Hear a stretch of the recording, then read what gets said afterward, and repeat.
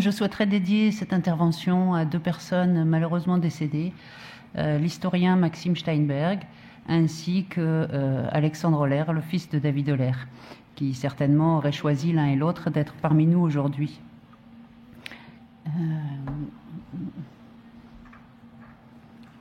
Merci. Mon propos... Très bien, merci. Mon propos sera donc l'évocation d'une personne en particulier, David Oller, un artiste juif qui fut l'un des prisonniers du Sonderkommando de Birkenau. Et surtout, le rapport de ses contemporains à son œuvre, qu'il s'agisse de ce rapport avant-guerre ou après-guerre. Parce que, outre l'indéniable qualité artistique de cette œuvre et la façon dont elle documente la Shoah, le parcours individuel de David Oller me semble emblématique de l'accueil qui a été réservé, ou pas, aux membres, aux prisonniers des Sonderkommando. Donc mon propos va être d'aller finalement du particulier, la vie de David Oller, au général. Je vais donc dans un premier temps évoquer des aspects biographiques, les aspects biographiques qui sont susceptibles d'éclairer notre propos. David Oller est né donc en Pologne, à Varsovie, en 1902, et très rapidement, il est remarqué pour ses compétences artistiques. Et c'est la raison pour laquelle il va partir à Gdansk, à l'Académie des Beaux-Arts, puis très rapidement aussi de Gdansk à Berlin. À Berlin, il est déjà intégré au monde des artistes, déjà il est reconnu, mais il ne souhaite pas rester à Berlin, il ne souhaite pas rester en Allemagne, et il choisit la France. Il demande à venir s'installer en France. Il souhaite être français. Et dans le Paris des années 20, il va être immédiatement également intégré au monde des artistes, continuer son parcours artistique, en particulier dans le domaine du cinéma. Vous voyez là deux des affiches qu'il a dessinées, Les Misérables en 1934 et Tartarin en 1936. Donc il réalisait des affiches, il travaillait également à la création de décors scéniques. De grands noms du cinéma et du théâtre de l'époque étaient ses amis. Chez lui venaient des gens comme Michel Simon, Harry Bor, etc. Mais sa reconnaissance en tant qu'artiste ne se manifeste pas uniquement par les liens d'amitié qu'il va savoir créer, mais par des choses plus concrètes. Je citerai entre autres son adresse au 55 boulevard du Montparnasse, qui est une adresse qui n'est pas anodine parce que c'est un groupe de logements spécifiquement réservé aux artistes. Donc l'un des indices qui nous montre qu'effectivement il était reconnu comme tel à l'époque. Même chose pour la Grande Chaumière, un autre lieu parisien réservé aux artistes, où venaient de passer d'ailleurs, où passaient des gens très renommés, où venait de passer par exemple Modigliani qui vivait à 2 maisons de cette Grande Chaumière, qui existe toujours aujourd'hui d'ailleurs, et où sont toujours dispensés des cours dans le domaine des arts. De 32 à 35, il a également eu l'occasion d'être exposé au Salon des artistes du Grand Palais, ce qui n'est pas anodin non plus. Donc le parcours de David Oller, à partir des années 30, ça va être d'abord sa demande de la nationalité française, qu'il va obtenir effectivement en 1937. Et c'est la raison pour laquelle on trouve son nom sous 2 orthographes. Oller, O-L-E-R étant son nom de naissance, et puis Oller, accent grave R-E, comme nom, comme volonté de franciser son nom. Il est clairement, à ce moment, pour lui, devenu français. Donc en 1939, il va être appelé sous les drapeaux, et en 1940, avec les lois anti-juives de Vichy, il va voir sa nationalité lui être retirée. Et puis, il sera raflé, donc, en février 1943, et déporté pour Auschwitz au mois de mars, dans le convoi 49, qui est un convoi particulier, parce qu'à ce moment-là, il y a un renouvellement, ou plutôt une augmentation du nombre des prisonniers du Sonderkommando de Birkenau, et tous les hommes jeunes et en bonne santé apparente qui étaient dans ce convoi 49 ont été envoyés aux Sonderkommando.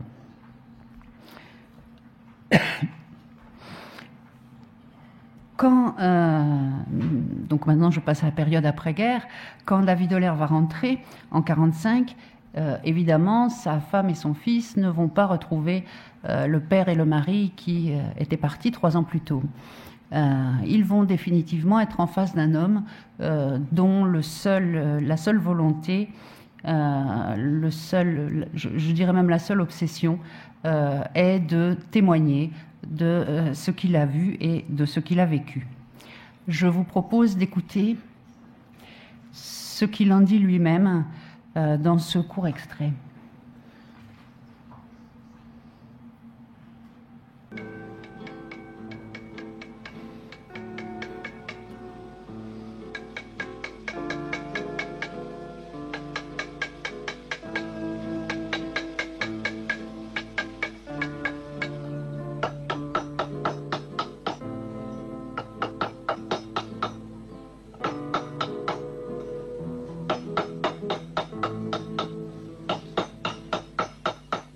J'ai trop mal. Je me couche avec du mal, je me réveille. Encore une journée à souffrir. J'attendais ce que je dis. Encore une journée à souffrir. Je ne peux pas expliquer à ma femme, Madame Holler, elle en a marre. Ça fait 35 ans que je lis ça. Alors je voulais que tout le monde puisse comprendre, même les illettrés, les fous, les gens qui ne comprennent rien, aucun langage. Là, c'est le langage international.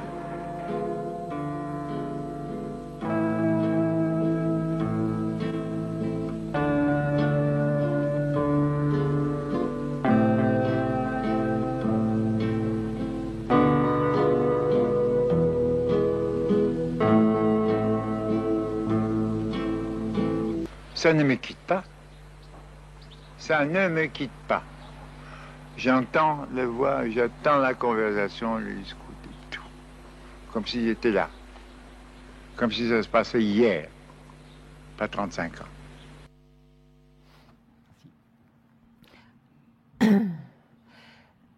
En effet, à partir de son retour, donc, et jusqu'à sa mort en 1995, je vous le disais, la seule volonté de David Holler, c'est de témoigner. Dans un premier temps, c'est-à-dire de 1945 à 1947, ce témoignage va être sous la forme de dessins et de croquis. Ces dessins et ces croquis, pour certains, sont très connus, comme celui que je montre ici avec le K3 où il devait travailler. Dessins et croquis qui sont d'une précision et d'un niveau de détail étonnant et qui seront évidemment confirmés ensuite complètement par les archives qui seront retrouvées ensuite.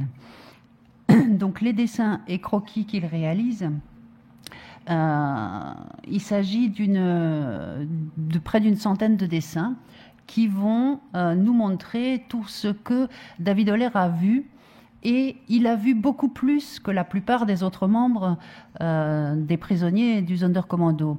Pourquoi ? Parce que, en règle générale, et particulièrement en 1944, on a déjà évoqué cette réalité-là, les prisonniers du Sonderkommando étaient affectés à un poste spécifique.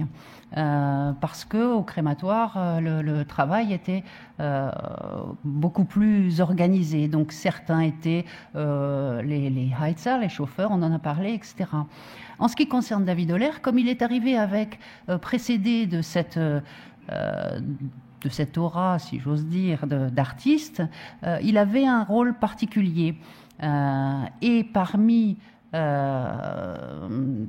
ce fait-là, du fait de cette reconnaissance-là, il n'avait pas de poste spécifique et donc il a été amené à remplacer chaque fois qu'il y avait besoin de quelqu'un quelque part autour, dans la zone des crématoires. Ce qui fait qu'il a vu beaucoup plus que la plupart des autres membres des Sonderkommando et donc il a pu témoigner de bien davantage.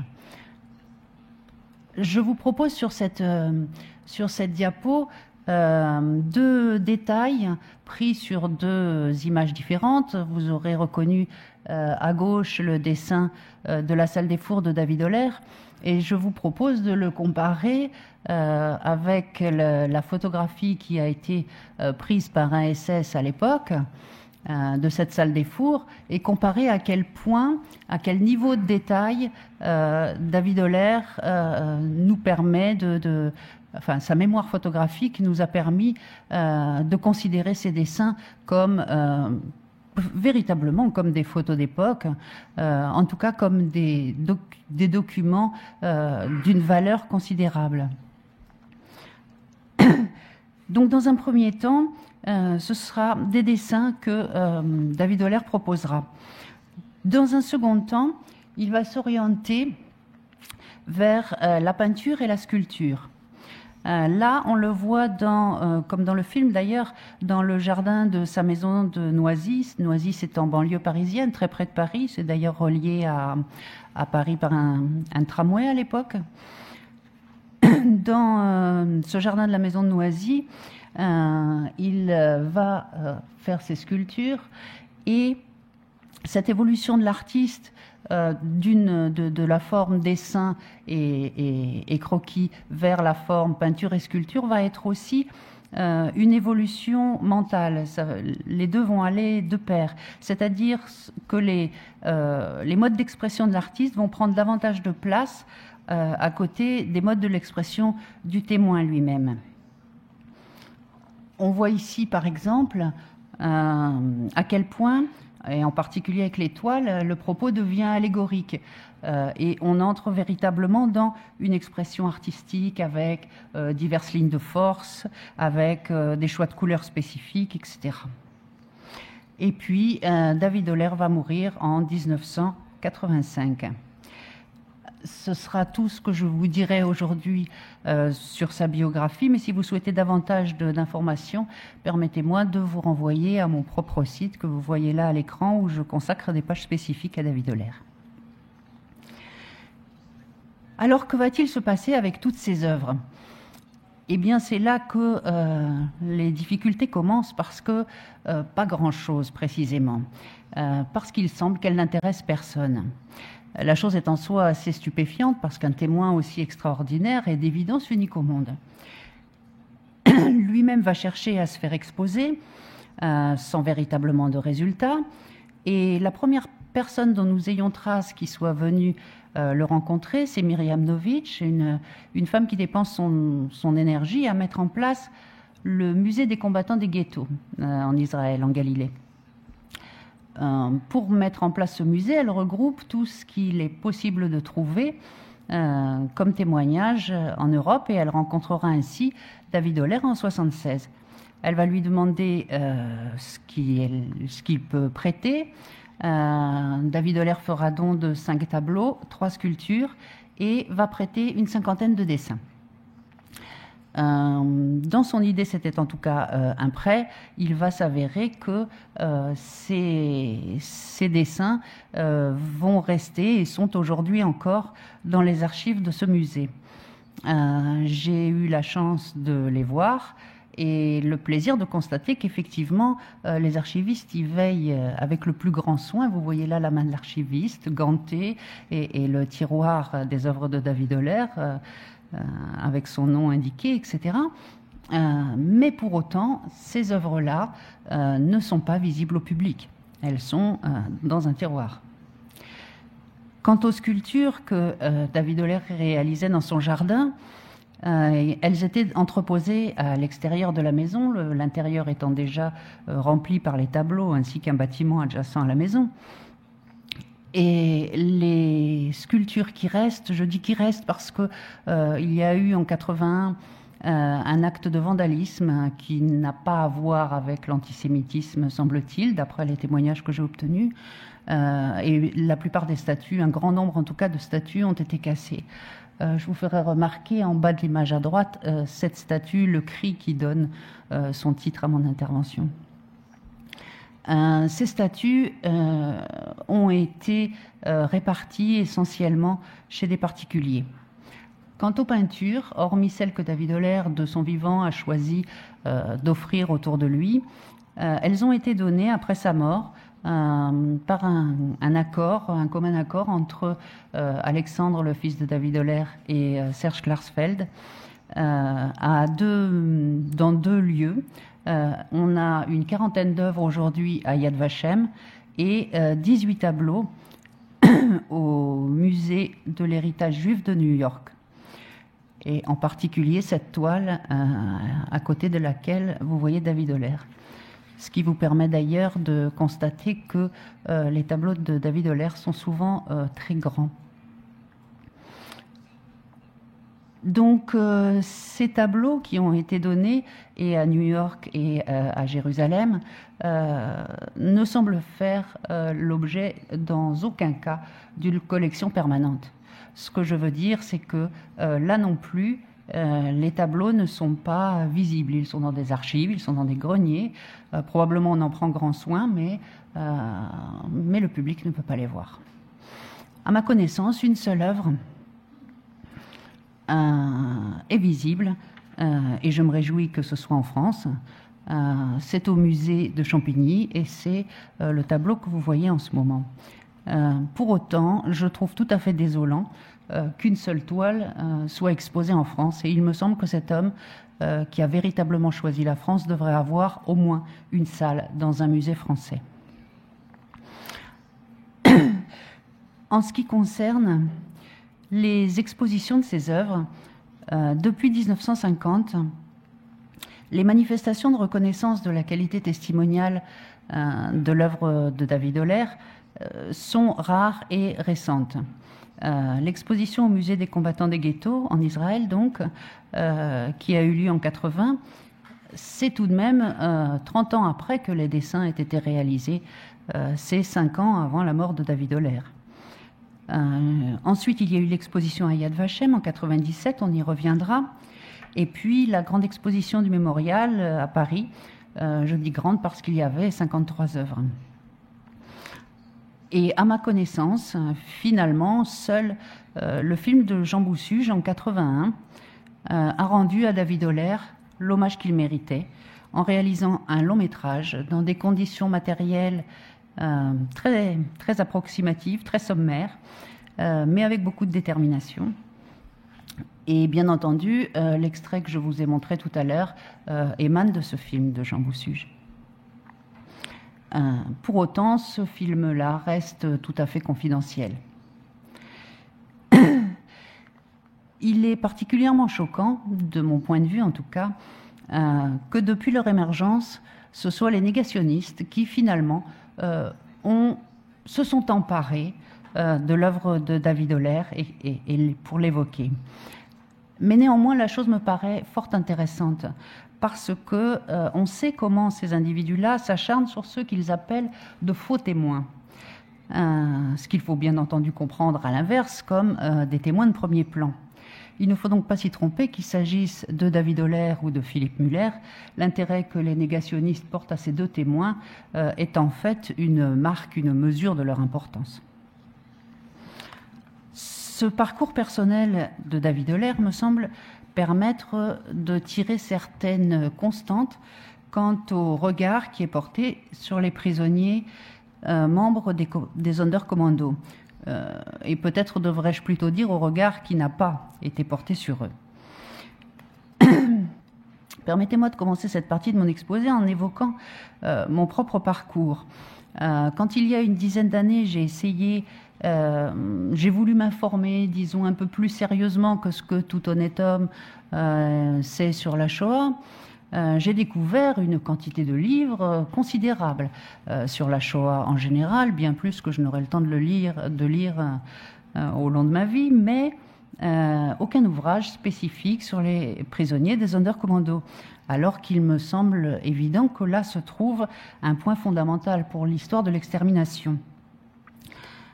Seul Léon Poliakov, dont il a déjà été question ici, ne l'avait pas éludé dans son livre intitulé Auschwitz, qui est paru en 1964. Et Bermark avait véritablement commencé à étudier le sujet avec Des Voix dans la nuit, qui est paru l'année suivante, mais qui est paru aussi juste avant sa mort en 1966. Sans compter qu'en France, ce livre n'est paru qu'en 1982. Et puis, à partir des années 80, on a une nouvelle étape, le film Shoah de Claude Lanzmann, bien entendu, qui contient, comme vous le savez, l'inoubliable témoignage de Philippe Müller, dont le livre était paru en 1979, en allemand et en anglais. Et puis enfin, en 1995, me paraissaient les interviews commentées de prisonniers survivants des Sonderkommando vivant en Israël dans Wir weinten tränenlos de Gideon Greif, ici présent, qui est paru en 1995 en allemand, mais seulement en 2005 en anglais. Une précieuse source d'informations et une écoute bienveillante, enfin, des prisonniers des Sonderkommando. Et puis l'ouvrage d'Andreas Kilian, Zeugen aus der Todeszone, qui lui est paru en 2005, mais en allemand seulement, du moins à ma connaissance. Il n'y a pas de traduction anglaise qui pourrait le rendre accessible à tous, et on peut d'ailleurs se demander pourquoi.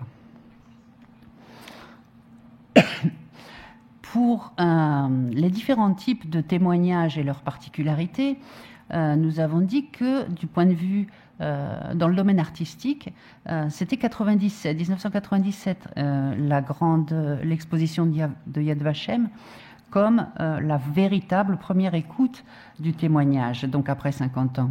Mais encore avec quantité de mise en garde et d'hésitation. Le texte qui présente cette exposition est assez étonnant. Le fait est que les peintures de David Oller sont porteuses de violence. Alors est-ce que la parole ou l'écrit serait moins violent? Pour ce qui est de la parole, on connaît la difficulté globale d'écouter les témoins à leur retour pour diverses raisons. Je veux dire les témoins en général, pas uniquement les prisonniers des Sonderkommando. Mais quand par la suite on va être capable d'écouter les survivants, les gens qui reviennent des camps, pour autant, les prisonniers des Sonderkommando seront toujours exclus de ces témoignages. Alors pourtant qu'eux-mêmes cherchent à témoigner. Ils se présentent, bien entendu, au procès. Ils vont aussi se porter à la rencontre des commissions soviétiques, commissions polonaises, pour porter leur témoignage. Et lorsqu'on voit 3 anciens prisonniers du Sonderkommando se présenter à un même procès, c'est quelque chose de considérable parce qu'ils ne sont pas si nombreux. Et donc ça montre clairement à quel point ils souhaitent et ils osent parler. Du côté de l'écrit, ils savent très bien, il est très clair pour eux, et c'est pas Batia Baum qui dira le contraire, ils se savent porteurs d'un savoir essentiel et responsable de le communiquer. Et donc vous avez vu qu'avec ces manuscrits, pendant même les processus d'extermination, ces prisonniers-là vont, au risque de leur vie bien entendu, écrire et enterrer leurs manuscrits. Et Gradowski nous dit « Va chercher dans chaque parcelle de terre à Birkenau, nous avons enfoui des dizaines de documents. » Des dizaines.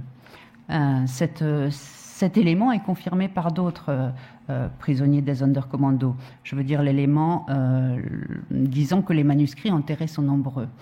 À ma connaissance, ces manuscrits n'ont pas été cherchés de façon scientifique, on va dire, et il a fallu attendre très longtemps avant qu'ils soient étudiés. À ma connaissance, la première parution aussi de ces manuscrits, c'est 1996 dans Enmitten, que nous devons au musée d'Auschwitz. Alors, on peut se dire que puisque l'art est difficile à entendre, les témoignages oraux aussi, les témoignages écrits aussi, on pourrait imaginer que ce serait la révolte des Sonderkommando qui serait davantage entendue, davantage écoutée. Ah, j'ai oublié de vous montrer la diapo du manuscrit de M. Nadjari. Donc la révolte du Sonderkommando, on pourrait imaginer qu'elle serait davantage écoutée, et en particulier pour contrer cette idée de les Juifs se sont-ils laissés mener comme des moutons à l'abattoir. Et là, qu'est-ce qu'on constate quand on évoque la révolte? Ce qui est étudié, ce n'est pas véritablement la révolte. Ce dont on parle, c'est des 4 femmes qui ont fourni la poudre aux prisonniers des Sonderkommando. Alors je ne veux pas du tout négliger ces 4 femmes, et effectivement, elles ont eu un comportement absolument héroïque de bout en bout, mais il me semble qu'il y manque tout de même le nombre, les centaines de morts du Sonderkommando, puisqu'on connaît l'Arbeitseinsatz nous dit que les prisonniers étaient au nombre de 663 au matin de la révolte, donc on sait que plus de la moitié a été abattue le jour de cette révolte. On ne nous parle pas non plus, ou très peu, des 14 prisonniers que les SS ont repérés comme étant les plus grands responsables de la révolte, ceux qui l'auraient vraiment fomenté, qui eux ont été envoyés au bloc 11 et vont être torturés pendant 1 mois avant d'être abattus. Alors, pourquoi est-ce que il semble qu'on ne puisse pas entendre ce cri? Qu'est-ce qui se passe, ou pourquoi est-ce qu'on ne veut pas les entendre? On peut penser que il y a une violence spécifique dans le témoignage des prisonniers des Sonderkommando. C'est certain, mais pour autant, il me semble que ça ne peut pas suffire. Toute l'histoire de la Shoah est une histoire de violence et une histoire d'épouvante et éprouvante. Alors, est-ce que ces hommes eux-mêmes seraient des hommes particuliers, différents? Bon, l'hypothèse est peu raisonnable à envisager, mais il faut peut-être l'envisager tout de même pour mieux pouvoir l'éliminer. Et donc se souvenir que comment étaient-ils choisis? Ils étaient choisis comme tous les hommes de tous les femmes d'ailleurs de tous les commandos, c'est-à-dire sur des besoins à un moment donné, et les membres des Sonderkommando, c'était vous, c'était moi, il suffisait d'être jeune, un homme et en bonne santé apparente. Alors l'hypothèse de la collaboration volontaire, qui a été dans un premier temps, dans l'immédiate après-guerre, une hypothèse qui a été envisagée et qui est concevable parce que les relations entre prisonniers du Sonder et les autres étant théoriquement interdites et la plupart du temps impossibles, en effet, les survivants qui ne faisaient pas partie de ce commando, qu'est-ce qu'ils ont vu? Ils ont vu des hommes qui étaient habillés convenablement, qui n'avaient pas froid en hiver, qui étaient nourris convenablement, qui avaient des chaussures convenables, toutes choses qui étaient extraordinaires à Birkenau. Donc dans un premier temps qu'on ait cru à cette collaboration volontaire, on peut le comprendre. Mais ça a été très vite dépassé et on a très vite su que voilà, on entrait aux Sonderkommando comme ailleurs, c'était en fonction des décisions des SS et de leurs besoins en personnel. Alors comment est-ce qu'on peut reprocher à ces hommes d'avoir été ce qu'on leur a imposé d'être? Bien sûr, on retrouve aussi là la même suspicion que celle qui a été, dont ont été victimes les autres survivants, c'est-à-dire pourquoi est-ce que toi tu es revenu, sous-entendu, et pas mon père, mon frère, qu'est-ce que toi tu as fait pour revenir? Donc évidemment, cette question a été posée aussi à ces prisonniers-là, mais il ne faut pas perdre de vue que au camp, tout le monde a fait ce qu'on lui a demandé de faire, sinon il perdait la vie. Et c'est la raison pour laquelle je m'oppose à cette notion de zone grise, hein, qui est censée qualifier les hommes du Sonderkommando, les prisonniers du Sonderkommando. Pour moi, cette zone grise, elle n'existe pas et elle relève encore d'un regard injuste sur les prisonniers du Sonderkommando. Et s'il y a une zone grise, alors il me semble qu'elle doit être appliquée au camp dans son ensemble. Pourquoi est-ce que on ne considérerait pas que le prisonnier qui travaillait au HKB, le prisonnier médecin qui travaillait au HKB à l'hôpital du camp et qui se retrouvait obligé de préparer la sélection pour les chambres à gaz avec l'officier SS, pourquoi lui ne serait pas considéré aussi comme faisant partie de la zone grise, ou le capot qui va tuer des hommes de son commando dans la journée. Donc, pourtant, malgré tout cela, c'est le Sonderkommando, le prisonnier du Sonderkommando, qui reste le personnage honteux. Alors, mon hypothèse est que peut-être a-t-on besoin de regarder les choses avec un certain manichéisme, de voir les choses en noir et blanc,